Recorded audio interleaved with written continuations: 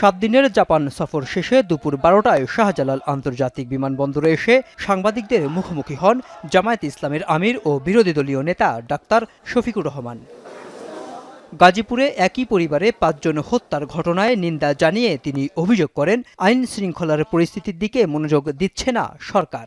জনসচেতনতা, প্রতিবাদ এবং সরকারকে তার দায়িত্ব পালনের জন্য আমরা চাপ দেব, এটা আমাদের দায়িত্ব। সরকার এখন বেশি বেশি পলিটিসাইজ হয়ে গেছে। এখন পলিটিক্যাল জায়গাগুলো দখল করার কাজে ব্যস্ত থাকলে তো এই সময় হবে না। এই সময় দেশের মানুষের নিরাপত্তাকে আগে নিশ্চিত করতে হবে।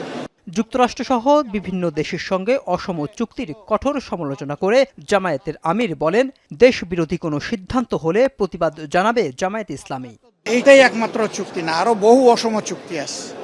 আমরা সবগুলা চুক্তিকে বাস্তবতার আলোকেই দেখার পক্ষে। এদিকে গুলশানে কূটনৈতিকদের সঙ্গে সংস্কার নিয়ে আলোচনাকালে এনসিপির আহ্বায়ক নাহিদ ইসলাম অভিযোগ করেন, বিএনপি ক্ষমতায় এসে সংস্কারের বিষয়ে অবস্থান পরিবর্তন করেছে, তাই দাবি বাস্তবায়নে রাজপথই শেষ ভরসা বলে দাবি করেন তিনি। সরকার বা বিএনপি একটা ছলচাতুরি করছে। তারা জুলাই সনদকে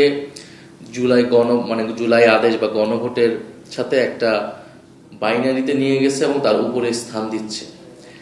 এবং জুলাই সনদে যে জুলাই সনদটাকে কেন প্রবলেমেটিক হলো, কারণ এখানে নোট অফ ডিসেন্ট দেওয়া হলো এবং পরবর্তীতে নোট যুক্ত করা হলো। প্রাতিষ্ঠানিক সংস্কারের মাধ্যমে জবাবদিহিতা নিশ্চিতেও সরকারের প্রতি আহ্বান জানান নাহিদ ইসলাম। রাষ্ট্রের যে দৈনন্দিন সমস্যাগুলো, সেই সমস্যাগুলো, নাগরিক সমস্যাগুলো দূর করা সম্ভব। মেহরাব সুমন, এখন, ঢাকা। 72 ঘন্টা ময়েশ্চার লক সমৃদ্ধ লিলি বডি ওয়াশ, শিয়া বাটারের গুডনেস স্কিন রিপেয়ার করে রাখে সফট ও গ্লোয়িং।